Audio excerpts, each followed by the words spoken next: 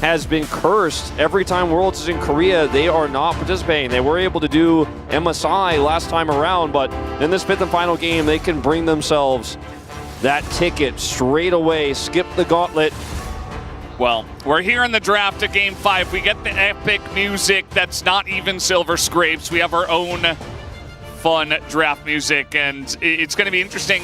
You know, as the desk was saying, it all gets just slightly better on both sides. Like if you lose, you just slightly tinker your draft, slightly tinker your gameplay so that you can be just one step ahead of your opponents. Blue side has been majoritively the winning side so far in this series, and T1 will have side selection. They choose blue here for the final game. Should be a slight advantage, I'd say. I don't think it's going to dictate whether or not they win, as Corki is banned. Yeah, trying to maybe pull out an Azir first pick here from T1.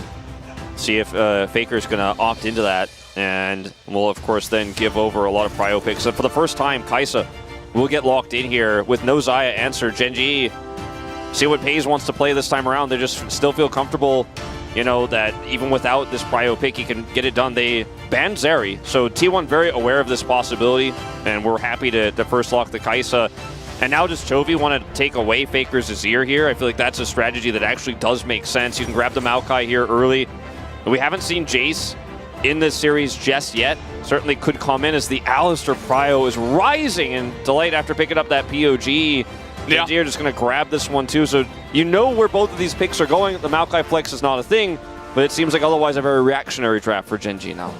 Yeah, I think it makes sense. The Alistar could have easily been picked on the side of T1 if it wasn't picked here. Poppy. The Poppy's available. The Rell also available, but the Alistar kind of prevents you or makes it so you don't really want to pick that. But Poppy Azir here for T1 already extremely strong. Yeah, Faker is going to get his Azir even though they prioritize the Kai'Sa over it, and Oner gets to play Poppy.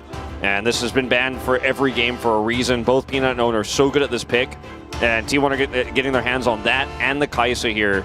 Feels very strong, and we'll see what Gen.G want to answer with. The Jace here for Chovy could be what they opt into, but they'll try to put the Aphelios here into this third slot for FaZe. This could be a decision that comes back to bite them, absolutely. I mean, we're talking massive range here in terms of T1's comp already for their damage, and you're not setting up any poke here with the Maokai. The Aphelios so low range here, it feels really risky, and you don't have any sort of answer to the Kai'Sa poke in the late game, not yet. Ban the Rumble here, so it looks like we're trying to prioritize Doran's pick here on R4. Yeah, this is about to get very interesting as no top laners picked. We've had so much top lane focus throughout this entire series, but now it comes down to the second phase as Taliyah once again taken away from Chovy. He played it once, and that was the end of it. They're like, okay, well, you prepared this for the Azir. That Faker is definitely going to play, and he has played a ton. And so we're just not going to let you have that. The Aphelios, very interesting, Wolf. I'm not sure about that, but, you know, might just come down to execution. I mean, I'm probably the biggest one in our entire caster group who doesn't dislike the Aphelios as much as everyone else. Like, I still think it's a very viable pick, but I just worry about it into this draft specifically. I'm going to take away Doran's Gangplank here now, so see if he just opts into grabbing the Jax or the Renekton here. No Sejuani, obviously, in this draft, but still very strong and has great setup with the Maokai. And, you know, the pool is getting quite thinned out here for Zeus in terms of what's left to play. Could just trade the Renekton, as we're going to see the Nico get hovered here. Remember this pick? Yeah, very strong enabling pick in terms of engage. The Yone is going to opt into instead, though, and it's the harder engage here now. Got to make a front line for that Aphelios. Yeah, I like it. I mean, we saw what Chovy did in Game 4, and I don't see any reason why he can't do it in this one. Yes, he's up against Poppy this time. I think that's the big difference maker, but he's just so good at the pick. Like, why not just pick it up? He's obviously on point with it tonight, as Jax is going to be the choice here once again for Zeus. It's got to be Rell for Keria here. He is so good at this pick. You have the Kai'Sa dive follow-up. You have Jax. There's just so many different ways to actually get on top of backline targets here. The immobile Aphelios is going to be always in danger here. They're going to consider some other options here in terms of pushing into the Alistar, but they do opt into the Rell. You know, the Lulu was still available, but doesn't feel great in this composition. And it's just going to be Doran K'Sante here that they round out this draft with. So not a whole lot of magic damage outside of the Maokai here. T1, on the other hand, have one of their strongest drafts of the series yet. I mean, they got Rell, they got Kai'Sa, Faker's on his ear, I mean, when you look at this draft and go, well, the weakest part of this draft is the Azir in terms of tier list here, and it's Faker playing the Azir, that's when you know T1 got a draft they're pretty happy about. But Gen.G still have a lot of setup for this Yone, and it's going to be about Chovy popping off and carrying. Pays will have to position well. That's not something that we really ever criticize for this player, even in today's series where he's had a little bit of shakiness in lane. In terms of his positioning on the Aphelios, he's one of the best. He's Rookie of the Year, and I mean, if you can't trust Chovy to get it done on the Yone, what can you trust in your life, Valdez? Exactly. I feel like this draft is going to be so epic. I think what Huni said was true on the space. The quality of game has gotten better and better. The quality of draft as well. Draft adaptation brings us to what could be our most exciting and closest game of the series. Both of these teams are just so good at best of fives. Like, this is just one reason why they keep meeting in the end of playoffs, is that they're just so good at figuring it out. The coaching staff is great. The players have a great understanding of what works, what doesn't, what works for them, their teammates, etc. And we're here once again. Fantastic draft for the side of T1. They did index into more kind of hard engage, like jumping in champions after they had a big range advantage, but I think it still works alongside of the follow-up engage from the Azir, as Chovy's back on Yone. I almost said Yone's back on Chovy, basically means the same thing. Here we go, guys. We are ready for Game 5. Silver Scrapes. Let's hop onto the Rift.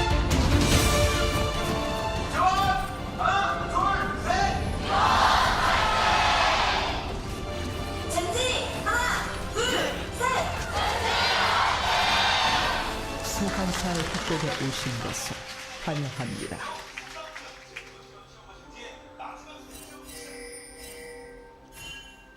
It's it. Game 5, we made it here, Valdez, to the epic conclusion. Everybody knew, almost everybody, there were a few 3-1 predictors, but most people knew and expected this to go to 5. Because who knows what those guys were thinking, right? I was a 3-1. He was a 3-1 predator. Gen.G. But I think the overarching opinion was that this was going to be a back-and-forth series with two teams that really know how to draft, with T1 really bringing it back in playoffs. The Faker shows up, still claims he's not fully recovered, but has overall been good enough in lane and has, you know, weathered the storm enough times to where he's been very relevant on this Azir pick that they've relied on so much in draft. It was not punished this time by Gen.G, and you know, we're in a situation where Gen.G strike back in that 4th game, you know, where they have some really clutch plays from Chovy early. Doran falls behind, but he's still able to stay relevant in those later fights. And it's just, you can't ask for a crazier story than this. I mean, the fact that T1 is even here in the first place was something nobody predicted, nobody saw coming. Yeah. And here we are. Yeah, and I do think that, again, KT didn't play their best of 5. Gen.G had some stumbles here, but a lot of credit does deserve to be given over to T1 for the run they have been able to make. Nobody really expecting it. They have defied those expectations. So let's see if they can take the final step, or will Gen.G, the expected victor in this one, take it down. Although, of course, over the last 4 games, expectations have changed wildly back and forth. Doran has been pretty good on this Cassante. It's a pick that's hard to really mess up, and normally we aren't huge fans of the Cassante in terms of what its power is in team fights, but with an Aphelios comp and a lot of setup with the Yone and the Maokai, it feels really good here, actually. You can follow up on engage with your Q3, you have a lot of space, you have a lot of time to stack those up and get on top of some of these targets. You can peel really well for the engage. So the Cassante actually does feel like one of those points in the draft you're not excited about. So, Faker again. Yeah, the timing of this is perfect from Peanut as the flash on it. Gonna take Peanut all the way underneath the turret. Will it matter as he takes 2 turret shots? And Oner's just doing the blue while this is all happening. Yeah, unfortunately, Faker gets away. If you lead with the root, you're gonna get pulled, because Faker always does this. He pushes his advantages and then just jumps to his Sand Soldier and dashes max range. He shuffles, as it's called here colloquially in the LCK, back to his turret and flashes, and that pulls Peanut into too much turret aggro before Chovy can layer that damage on top. And so, yeah, Faker loses flash here, but Peanut will as well. Big rotation over. Now this is Poppy. I don't think that Chovy alone can really deal with double buff Poppy. And in fact, it's going to be the flash in as Keria sets it up, picks up first blood. And Chovy not respecting the Poppy and not respecting that first roam from the bottom lane. Oh, got a nice lead. In the crowd as well. I mean, the environment that we are casting this in this room with some of the most passionate fans in esports on both sides. You could just feel the tension as Oner's going to smite this one away. Great start here for T1. Faker handles the pressure from Peanut. He's down a flash. Then Yone gets caught. Now Chovy also down both summoners. It's going to be a little bit tougher for him to put the pressure on he wants here in this lane against Faker. See if Peanut gets punished again. Peanut doesn't get to jungle. I mean, Oner, he can just sit in front of him, take his camps, smite them away, and he's ahead by 3 camps already. And one of them including the blue buff of Peanut. So Peanut very far behind to try to flash onto an Azir that has flash. Yeah, and Poppy's early game has been so impactful throughout this entire season.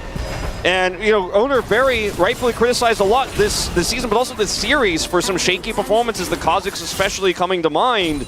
But you give him this opportunity on the Poppy, and he knows exactly how to play this champion to its fullest potential. Peanut does too, but he's just going to be the one who's on the wrong side of it this time around. Finds himself now significantly behind in farm, as you mentioned. And Oner's just going to constantly continue to put this pressure on here. The Jax having prio topside as well means Oner has run of the rift. And you know that Peanut knows immediately. Peanut can't hit level 4. I mean, he's desperate just to farm his own jungle. And guess what? Keria's here now because they already got the win in mid. There's no prio for Gen G, so Keria can come up. Oner is joining.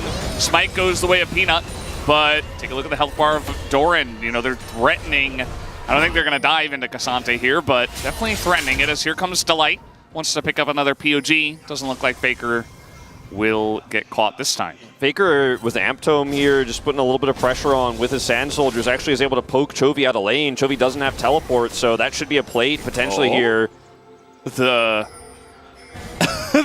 Alistar. Yeah, this is a very long flank. Immediate cleanse comes out, and they're going to be okay with that. As Delight, he had flash, but, you know, Guma flashes away. They don't have vision in the river. They don't know what's coming there, and Keria was on the way. So they get the flash at Guma anyway for that big roam from Delight. Peanut came to mid to try to push Faker out, but it looks like he's going to stay here. It does have a ton of mana with the Doran's Ring, so actually going to be fine here. Chovy hits 6.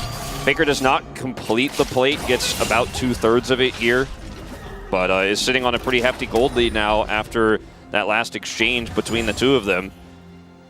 And you can see the gold lead here for FaZe is all that they're really sitting on right now as Gen G. It's still the early game, still not a whole lot of action. It's not like this is a massive lead for T1, but feeling pretty good about this. The laning phase here for FaZe going swimmingly up a level.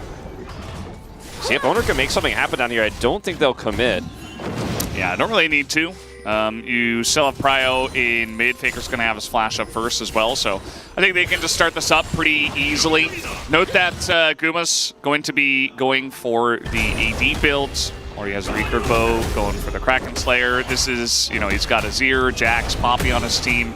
The AP Kai'Sa has been very strong, but we've seen the AD Kai'Sa coming back in certain compositions like this. I haven't been the biggest fan of it, but it kind of makes sense compositionally. Yeah.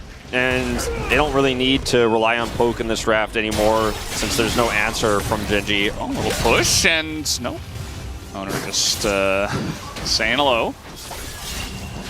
Can go back to send your soul back to where it was bound very easily into this, and that's exactly what Chovy does. So now he has ult advantage here in mid.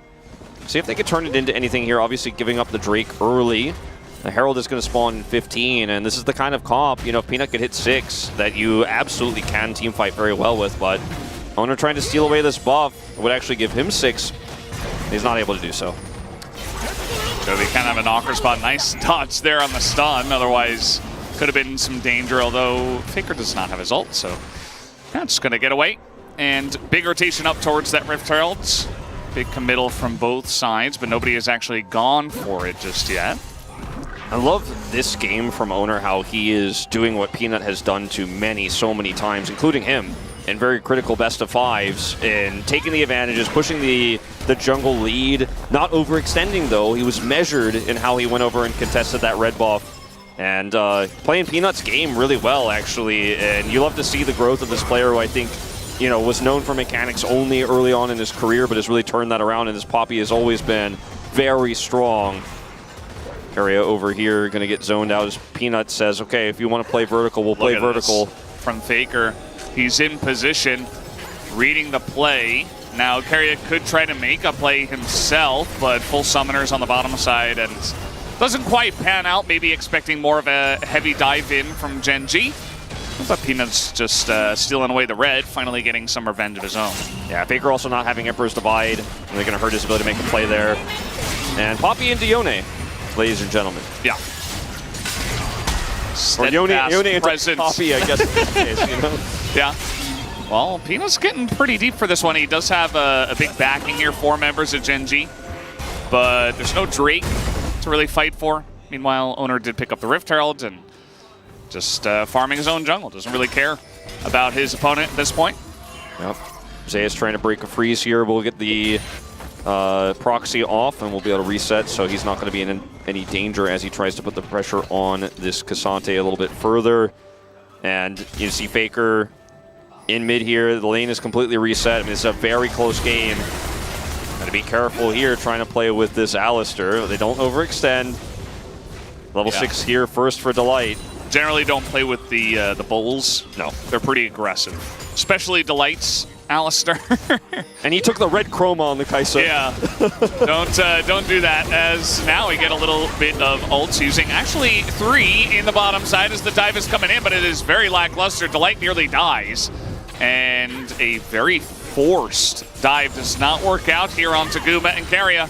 Yeah, Oner is over here, is spotted on this ward, and they should be able to get out. It's over here. Nice little push all out under the turret. The Counter-Strike does actually hit Doran on the back side of that, so gain some distance, and Zeus will be okay, but does have to flash. Yeah, flashing just doesn't want to take another turret shot there. Herald going to get dropped bottom after Delight loses most of his health here, so just not going to be able to stick around. Peanut stays here, and is going to look to try to slow this, but it will charge. Plate gold does go over to Guma, nicely executed here by T1. Not going to over-index into this, just want to make sure they can get some additional gold into this Kai'Sa, as he's farmed up pretty hard here. Chovy and teleport back into lane. It's going to be a plate, though. Yeah. I was going to say he's going to greed for this plate, but actually extremely safe. Had Oner right next to him. Had to flash Emperor's Divide. He's fully safe. Soldier in position, even with Delight on the roam. I feel for Delight in this one, especially after the early game. He's like looking for any angle he can find. He's like trying to go mid. He's trying to go even up to the Rift Herald. He's trying to like be in the enemy jungle, trying to go for dives, but nothing really working for him so far. Yeah. 2 Drake lead would be fantastic for T1 with the already great start they have. See if they can wrestle enough on Prio here in mid to actually start this one up. Faker is going to rotate over after clearing that wave. And if Gen.G give this one up, we'll see what the soul is going to be. We've had a lot of Chemtechs in this one, so not 100% sure what we're going to get. Might be one more, and Gen.G will be thanking Ox, I suppose, for that one if it does come to pass. But see this group up here now, Faker getting mid prio, and it looks like Oner's just going to start this one up. Gen.G not looking confident to contest here. And Faker, I mean, he's had such a great laning phase here, picking up plate gold, having that prio when it matters now as Peanut's coming over very late. Yeah, and as Gen.G, if you're going to make a play for this, you really need to lay some of the groundwork first. I mean, there's not a lot of vision control. You lost the Scuttle Crab. They do have their Aphelios in a pretty good spot, but their mid lane is in tatters. Like, Faker's just sitting there hitting it. As meanwhile, with a big zoom out, Guma's still on the bottom side, and Gen.G are going to commit heavily to take this one down. Okay, here comes Keria. He has level 6. Yeah, going to try to go for it, but Delight, he's playing Alistar and Arel. He's just marking him the whole way as Oner going to keep his verdict to really no avail, like nothing happens. And it's another Chemtech soul. Yeah, another one. So ultimately, T1, I guess they just knew. They just knew. You can have this one. It's not going to matter in the end, and Faker's going to get plate gold in mid. They absolutely did not know, but this will work out pretty decently for them. It's a kind of trade of fire and mountain here. Infernal versus the Mountain Drake's going to kind of neutralize each other to a certain extent here in these compositions. And at the end of the day, you know, with Chemtech Soul here, we're not going to be looking at the Dragon Pit that much anymore. You know, a few more of those T1 moments where they just let it go. Faker's has put so much pressure on mid, he actually forced Chovy to lose 2 waves. And as you mentioned, he just had such a great sense of how to put that pressure on mid and really put a timer on Gen.G. Here's Peanut, but Yeah, Zeus just going to read the play at the end of the day. Or is he? He's just going to face check instead into Gen G. Now, there's not a lot of damage between these two as the ult comes out from Zeus and Oner's trying to help out, but he gets knocked away as the double Q3 does come in from the Cassandra, but Counter-Strike is up again as Paze makes his way in and collects the kill as it was 4-on-1 at the very end. Well, this is pretty huge for Gen G, and I really like the way they use the CC there, making sure they get the maximum duration of each and every one of those to stop the Jax from getting out of there. Counter-Strike pretty strong, but not strong enough. Tries to turn on to Paze in the end in desperation, but didn't have flash there either. So ultimately is going to get taken out. Paze picks up some additional gold. He's got 350 from plates and is going to be taking out this turret here. Looks like first of the game will go to Gen G. And he needs another wave to get the last part, so maybe not actually. Yeah, I mean, they're going to group up for this one. RT1 looks like they just barely going to get it here ahead of the side of Gen G. Some waves being lost in a big way in top and bot, though, from T1. So still a very even game. Like, look at the gold. It just matched up equally at that exact moment. So Gen G certainly back in this one. And I don't know. I mean, this could go really any way from here. I mean, this is exactly what we expected from this game when we saw the draft. Just such a close game we're probably going to have. And with Chemtech Soul, I think it's going to continue to be that way. As Zeus gets caught here, the timing of this ult from Peanut as well to root him into place is really good. And then they see the rotation over of Oner, and they're like, we can get more out of this if they try to continue to fight. Paze gets the kill as Zeus tries to jump onto him and knows he's dead and allows Oner to get away. But yeah, I mean, it's a very close game here. Just a few hundred gold between these two now, and I mean, looking at where the gold is too, you know, it's Arel who picks it up for T1 in that last play, but Paze is the one who got the gold on that last game. So more valuable gold here to Gen G despite a slight gold deficit. The Aphelios gank, too strong in the top side. Gen G, they also got so much money out of those turrets. They deleted minions. Map played pretty good from them in this last game. Okay, we have a little bit of a setup in mid, but nothing really doing at this point. Might just be a little bit of a slow mid game once again, especially because of that Chemtech Soul. I mean, Chovy's just parked himself in the bottom side. Looks like Keria wants to try to get Zeus ahead. As let's see how this one does go, but the ult is buffered. Chovy gets out, and he will be okay. And now that means that Gen G seeing Keria down there can threaten here on the second Rift Herald. But, I mean, getting the Oner ultimate here as well as pushing him away, it feels really nice to grab a turret and get some additional gold for the Jax. So the mission to get Jax money is a success, even if it isn't a kill onto Chovy. We'll also get his teleport as he comes to your top side to deal with Faker's push. It will be able to get the Rift Herald, as you were mentioning, but it is a successful gank there by Keria. And that's going to be the trade-off here as this game just continues to be so insanely close. But T1 pulling ahead now further in gold with that kill of the bottom side turret. His two top laners vying for a chance at the blue buff. Looks like Zeus will just take that down. Actually, very nice for a Jax to have that. And yeah, I feel like he'll be able to do a little bit more on blue side down in that bottom lane where he does 1-2 split push. We'll see, though, how much value he'll be able to get. He's not going to be 4-0 in this game, as he is currently 0-1. The Jax still eventually, as long as the game doesn't get too out of hand, should have a lot of power as this game comes along, but we'll just have to wait and see how this mid-game goes. Playing Jackson to Maokai as well is kind of tough in terms of side laning because it's really easy for the Maokai to impact those sides from a very far distance away. So it is going to be a threat, but it's not going to necessarily be very soon here with the state of his KDA, as you mentioned, the lack of items. But it's only 18 minutes in. This next Drake fight is kind of an awkward one because neither team wants to toss your chance at Worlds away for a Chemtech Dragon, you know? As it is just going to be a slow setup here. And hey, do you think Chovy's going to build Even Shroud again? I hope not. I don't think it makes sense in this case. Yeah, I don't think it's the way, but, you know, it'll make him tanky. There's still triple threat here on the side of T1. Let's see what he decides to do. Maybe it's Sunfire this time. As Gen G and T1, they are throwing it down for a Chemtech Drake. Okay. It is happening. Paze got to be watching that position. He's got red-white here. Chovy coming in for flash engage potentially.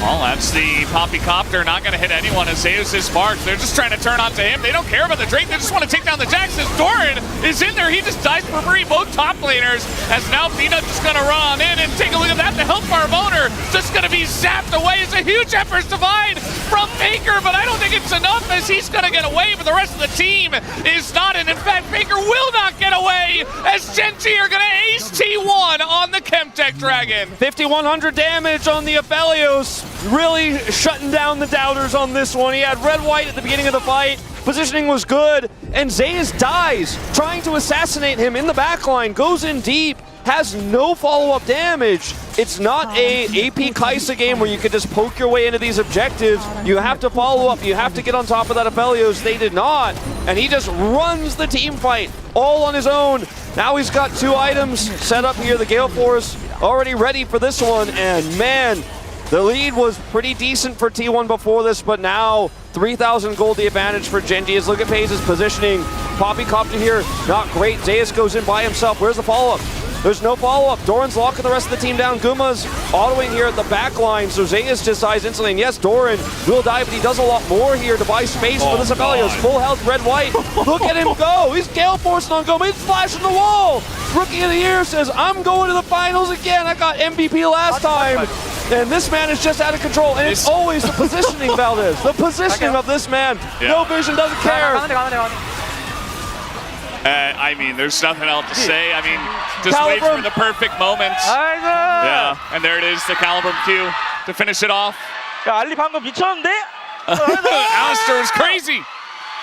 Oh man, they're really feeling it in this 5th game. The Light's getting so hype, man. I love the energy. It's great.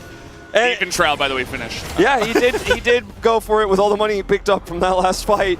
And you know, I mean, if Paze is going to be this big, if he's going to do this much, who can blame him? And I mean, if you just remove every single threat, like the Jax goes away and everybody else is held down by Maokai Ultimate, and Delight groups up 3 to knock them all up for Paze to knock them down. You're not going to lose. You're not going to lose if your team can do that. I can tell you that right now. The Light's locking the door here. Guma's on a flank, but it's going to knock away Oner. But the damage here on the Baron a little bit slow. But the Maokai ultimate might be enough. He's texting in. Oner is not going to get it. He won't be able to steal it. The Counter-Strike hits 5, but it's still going to be 5 members of Gen.G that are taking the fight as Oner's low. Down goes Faker, and Paze is taking names once again. As Zeus, it looks like he's dead as well. Doran just gonna make an end of him as that is another ace to the side of Gen.G. Oh man, Gen.G, they got on the Baron, they had good positioning, and they wanted to go in and hard force that T1, but you're running into a Maokai, you're running into Yone. The turn is amazing for Gen.G.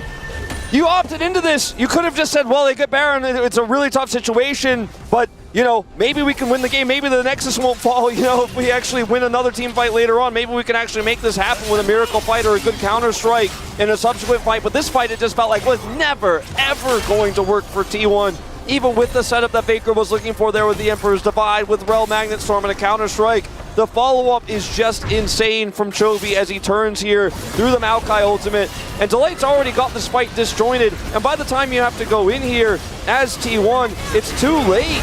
I mean, the Magnet Storm from Keria hits everybody, and there's a decent amount of damage coming through from Zeus, but it's still a Kaisa comp, and you don't have enough damage at this stage when you're behind to actually follow up on those big engages, and the turnaround with Peanut, with Chovy is enough, and once again, Paze just does massive damage before he goes down, picks up a double, and that is going to be the Baron, 11 yes, kills GA. to 3. GA at 22 minutes, yeah. And a crit cloak, just as a bonus, you know, like one control ward as well. Sure, you gotta up that vision score. He's done everything else. Control wards are just a flex at this point. Yeah. You put them in the inventory to show your opponents how ahead you are. You need the extra for the item value graph. There you go. A little bit, that extra 0.1 to get ahead of your opponent. What's he holding? That's right, 32, because he spent all that money. Yeah. And Gen.G in such a good position here in this final game. I mean, it's going to take a miracle for T1 to come back now. Yeah, especially because, like you very nicely highlighted it, like the Baron fight was very forced. Like Gen.G ran away with this game, and they ran away with it fast because T1 went for a very desperate re-engage. They said, well, if we lose Baron, we're going to lose. So they went in and lost the fight anyway, right? They weren't ready to fight and they definitely were not set up for it. So now the Baron power play is massive for Gen G. They're 6,000 ahead, and they want more than 6,000, Wolf. They want Worlds. They want the Worlds. LCK Finals. And they may just be getting it, Valdez. I mean, at this point, it is just hard to imagine a world where they don't walk out the victors of this one. Pushing now this bottom inhibitor. Bit of damage coming in onto Doran. He's going pretty deep for this one. Don't necessarily have to do that. The Space is like, man, I just want to hit the inhibitor. Please just just calm down. Like, just let me hit this objective. Thank you. And that he will. But the Poppycopter comes out, and they will, in fact, deny the inhibitor from going down for now. Yeah. Although Baron wears off, but they have enough. Yeah, they have enough. Valdez, it is now Gen G with a 6,000 gold lead, as you mentioned, 6,500, really. Here at the end of this, when you put all the calculations in, Faker finally gets a second item. And that Baron fight, you know, if they had 2 items on the Azir before, maybe. If you had a little bit more layered damage, if there was some sort of AoE, like a Rumble or something on top of an engage like that, you know, maybe you win those fights, right? In the choke point, Keria, he goes in, it's a big Magnet Storm. They're just so desperate and so confident, it seems, that they could actually still win this fight. But it's just one of those fights that T1 fans are going to be seeing in their nightmares, even if they somehow miraculously win this one, because it's just, it was so hard forced, and everything about this game was so good until that moment, you know? Yeah, also, it's just glory days for PaY's fans, right? We were like waiting throughout this entire playoffs, even against LAB Sports. We're like, man, you know, I thought PaY's like Rookie of the Year. This guy's so good. He's not showing his true self, and finally it pays off. And you know what? Like, the rest of the team is enabling him in a great way, but he's right there to smack it down and really bring it home. So, picks out the Aphelios for Game 5. You know, I wasn't a believer until I saw that one team fight, and I'm like, okay. Also played it in Game 1. Gonna look to get 2 wins on it tonight. Now, the game isn't over, but it's pretty PaY's controlled and Gen G controlled right now, let's say. Yeah, the bottom inhibitor is the one that's down. That'll allow Cryo here and an extra push on the opposite side of the map for the Baron for Gen G. So that's really frustrating for T1 that bot inhib is the one that Gen G wisely selected to push down to make sure they can set up for another Baron fight win. And at least if T1 get that same sort of combo this time around, they'll have a little bit more damage to follow up with it. If they do end up opting into that type of fight, obviously. And, you know, there's no real teleport to end situation here for Gen G. Like, they're running a Cassante. I mean, Yone can do a decent amount of damage to structures quickly, but it's not like T1 are like, oh man, if we let that push, they just teleport and kill us. It's not that type of situation. The Jax is on your side, but it still just feels so dire here. Yeah, it absolutely does. And this Chovy Even Shroud, we talked about it in Game 4 and how it could be great for the team, like really just allow everybody to do extra damage. Now it feels really smart. In Game 4, we were like, not sure. In this one, it's like, well, you got a massively fed Aphelios, and it's PaY's, right? So just kind of get in there. Also gives you the extra resistances on all the legendary items, so you're really tanky, you're doing a lot of damage, you have nice amount of lifesteal. You can always go in to enable the rest of your team. And we also got PaY's almost about to hit his LDR. Like, it's pretty insane. As Zeus here, 0-3, he's really trying to bring this game back somehow. He has TP. Okay, Keria. Uh-oh. That's not going to be blocked by the Poppy. He does get stunned up there towards the end, and unfortunately the follow-up a little bit slow from the side of Gen G, but this Baron still up and available. Feels pretty decent for T1, though, that they get the Yone ult out before this happens, and, you know, Zeus pushed the bottom wave so far that it's not really going to be threatening anything. He can actually just walk towards the Baron now, and Chovy has this choke point controlled here. Look at the lack of vision for T1. Walking into this one is way easier said than done. You just have no real entry point here. Zeus is going to try to set up that flank. He's over on blue. Mega Cone from Chovy. He's like, hello, all the way from blue buff. Yeah. But they haven't started the Baron yet. T1 get one more fight. They get one more shot at this. Yeah. Peanut holding the choke, just trying to make sure they do not get entry. And you could potentially burn down the Baron even without PaY's, but if PaY's is there, your damage to Baron is like threefold, right? So if PaY's is ever on vision, probably not going to have Gen G doing that Baron. But the second PaY's goes off vision, T1 begin to push in, they begin to question. And they have a big bottom lane problem. Yeah, I mean, this is starting to stack up now. Like, Zeus did his due diligence to push it out earlier, but I love how Gen G just delay. They let the minions do the work. They let the minions do the work. Chovy gonna teleport back in here with level 16. His ult's back as well. Good luck, T1. One more fight. Oh, they're gonna catch Oner. He's over there on the right side, but he is Poppy. Is it gonna matter? As he's so low, and the damage is just insane. But Zeus finds the angle on the Chovy in the backline, gets the GA. Finally, Faker goes in, but I'm not sure if that's the angle. Counter-strike is huge as Zeus. He's desperate, but he will not have it in this game. And they have a wave in bot, and Gen.G, they just booked their tickets to the finals. That is absolutely right, Valdez. One more fight. One more fight for T1, but it's not enough. It doesn't come together. And even with the leap onto Paze, he has GA. He pops back up, and they try to kill him a second time, but they will not. And as you say, Gen.G are going to be the team to advance to the finals first here against their old nemesis, T1. Yes, it looks like it, although the inhibitor is going to respawn and is going to delay things just a little bit. Gen.G will continue on this path, though. They will take down the Nexus. It looks like it's Keria and Oner. They are so desperate as Gen.G. Oh, here comes Guma, going to take out Pace. Doesn't matter. Gen.G, they're